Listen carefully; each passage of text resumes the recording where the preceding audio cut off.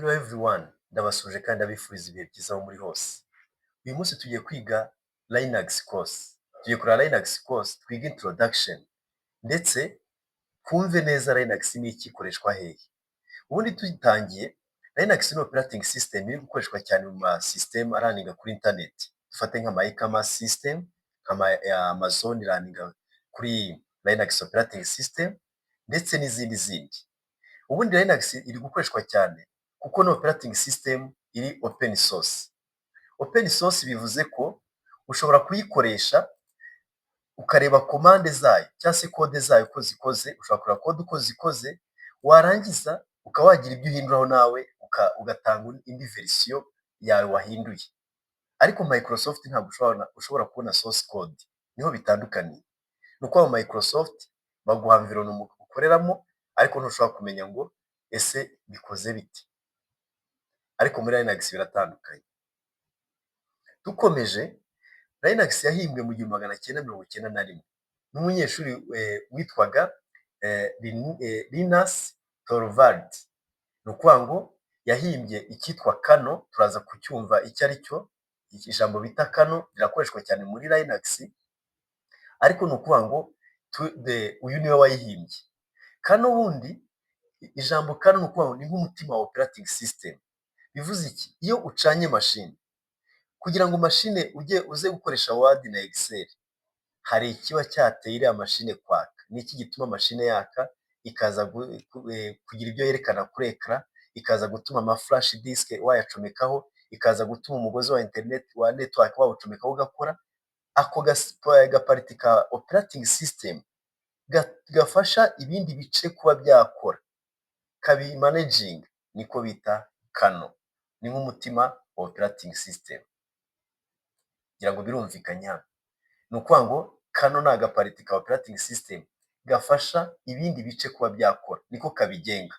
Ni ukuvuga ngo nimba ufite Word, ufite Excel, ufite PowerPoint, ni ukuvuga ngo izo porogaramu kugira ngo zikore, nimba ufite memory, nimba ufite ama flash disk kugira ngo akore, biba biri kuba managed n'aka gapariti ka operating system bita Kernel. Ni ukuvuga ngo rero dufite ama operating cyangwa distribution ya Linux atandukanye. Harimo iyitwa Ubuntu, murayibona abenshi barayizi. Hari iyitwa Fedora, hari iyitwa CentOS, hari Redhat, hari na SUSE. Ni ukuvuga ngo Ubuntu ni open source, Fedora ni open source, CentOS ni open source, SUSE ni open source, ariko Redhat irishyurwa. Ni ukuvuga ngo Redhat irishyurwa kuko ikoreshwa mu ma entreprise cyangwa mu bigo bikomeye bikeneye ko systeme zabo ziba ziri secured. Impamvu yishyuzwa ni uko ushobora kubona support.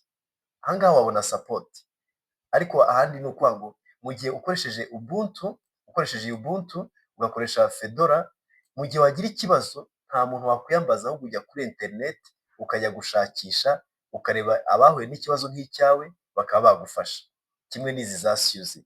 Ariko ni ukuvuga ngo aha ngaha ni ukuvuga ngo wabona support wayibona kuri Redhat. Ibigo byinshi birayikoresha, ni nayo mpamvu Redhat iri popular, kuko ntabwo waba ufite amamiliyoni. Dufate urugero, uri bank cyangwa se uri ikindi kigo gikomeye, ufite amamiliyoni uri kujera y'abantu, warangiza ukaza gukoresha Ubuntu. Mu gihe wahura n'ikibazo system crashinze hano, ntabwo wabona uguha support. Ariko mu gihe ukoresha Redhat, wandikira Redhat company, warangiza ukababwira ikibazo ufite, bakaba bagufasha kuko uba warishyuye. Aha ngaha rero tugiye kureba environment zo muri Linux. Ni ukuvuga ngo hari iyitwa GUI, Graphical User Interface. Ikoreshwa ku ma workstation, aho ushobora kuba waraninga Word, waraninga Excel, waraninga PowerPoint, icyo twita spreadsheet. Ni ukuvuga ngo iyo niyo bita GUI. Hakaza n'indi environment yitwa CLI, Command Line Interface. Ikoreshwa ku ma server. Iyi ngiyi nta kintu ukoraho usibye kuraninga amakomande. Wandika amakomande gusa, ni ukuvuga ngo ntabwo wayikoresha kuri laptop yawe. Ariko iyi ngiyi ya GUI ushobora kuyikoresha muri laptop nimba ushaka kwiga Linux. Ariko hano ari icyo nshaka kubabwira. Ni ukuvuga ngo mu gihe ushaka kugira ibyo ukora nka administration ya operating system, ibyo uhindura muri operating system, urashaka gucreate abayuza, urashaka kubaha amapassword, urashaka kubaha permission zitandukanye, ntabwo uzakoresha GUI, ntabwo wakoresha iyi GUI, ahubwo uzaza ukoreshe iyi environment ya CLI. Murabona iki kimenyetso kimeze nka hash. Iki ni ikikwereka ko uri muri environment ya administrator, ushobora kugira ibyo ucenjinga muri operating system cyangwa se kuri system. Ariko hari indi tuza kureba muri pratique imeze nka $sign. Ni ukuvuga ngo iyi ngiyi nta kintu ukoramo usibye gukora utu activity dusanzwe nk'umuyuza. Tudatinze rero, ndaza kubereka nanone uburyo tumanaginga abayuza muri Linux. Ni gute ushobora gukoresha gucreate umuyuza, ni gute wacreate umuyuza ukoresheje commande bita useradd. Iyi niyo commande yo gucreatinga umuyuza muri Linux. Hari no kumuha password. Dukoresha iyo commande bita passwd. Turaza kureba ese root user akoreshwa ryari. Turaza kureba ni commande bita sudo, bivuga super user do. Tuze no kureba kweditinga file bita visudo. Iyi ni file iyo dushaka guha abayuza permission za root zo kuba ba administrators, tuza tugacenjinga ino file. Niyo mpamvu muri Linux udiringa n'amafile system. Nibyo nari kubereka. Kugira ngo ugire ikintu uhindura, utange permission, ugire administrative task ukora muri Linux, uza muri environment ya command line. Reka rero tujye muri pratique turebe Linux tuyikoresha gute, ni gute tuza gucreate umuyuza, ni gute tuza kumuha password, ni gute uyu muyuza aza kugira privilege zo kuba yacreate abandi bayuza. Tutamuha izo privilege cyangwa ubwo burenganzira, ntabwo azashobora gucreate abandi bayuza. Ni ukuvuga ngo rero amasomo ngiye kujya nyatanga muri ubu buryo, turebe objective y'isomo. Hano ni ukugira ngo tumenye introduction kuri Linux, tuze kumenya nanone ese dukore pratique, ariko nanone tumenye ngo nituyirangiza turaza kuba tuzi iki. Ni ukuvuga ngo iri somo rero ubasha kuryiga neza araza kumva Linux ni iki, ese distribution zitandukaniye hehe, ndetse abashe no kuba yamenya gucreate umuyuza, abashe kuba yamuha password, abashe kuba yamuha privilege zo gukora administrative tasks.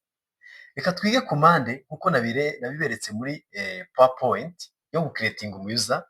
Turandika, ariko tugiye gucreating umuyuza ko twiloginze nka root user.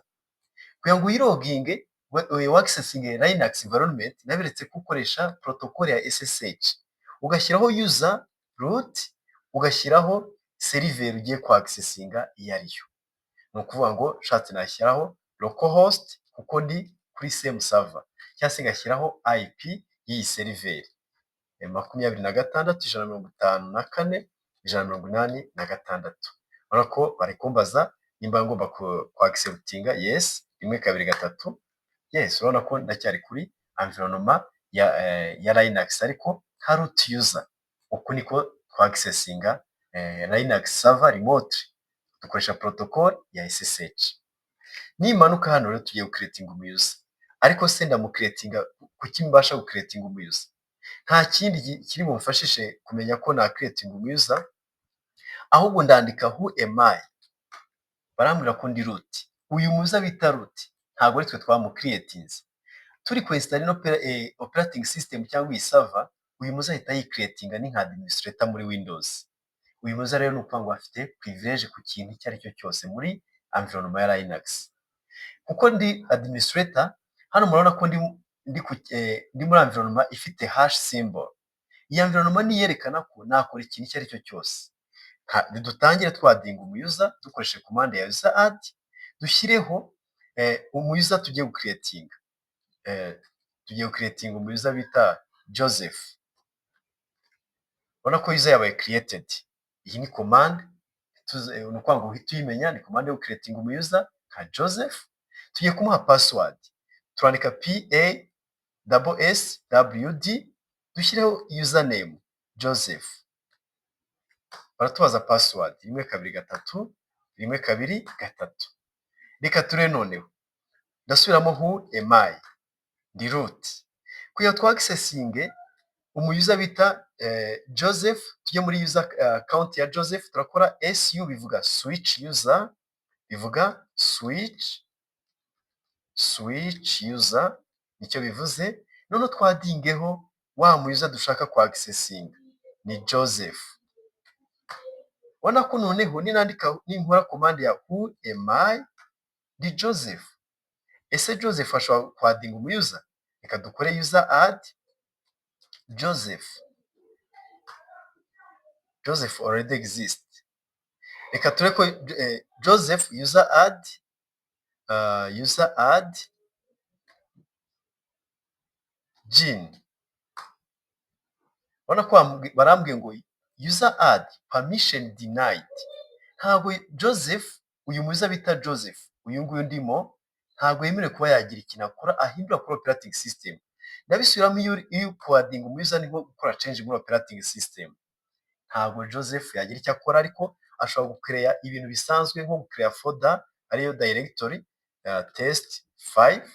Ubona ko birakunda, ariko ntashobora kugira gute creating umuza. Kugira ngo creating umuza rero nuko agira privilege za super user. Azigira gute rero? Hari file bita, nitujya hano ni vi hano sudas.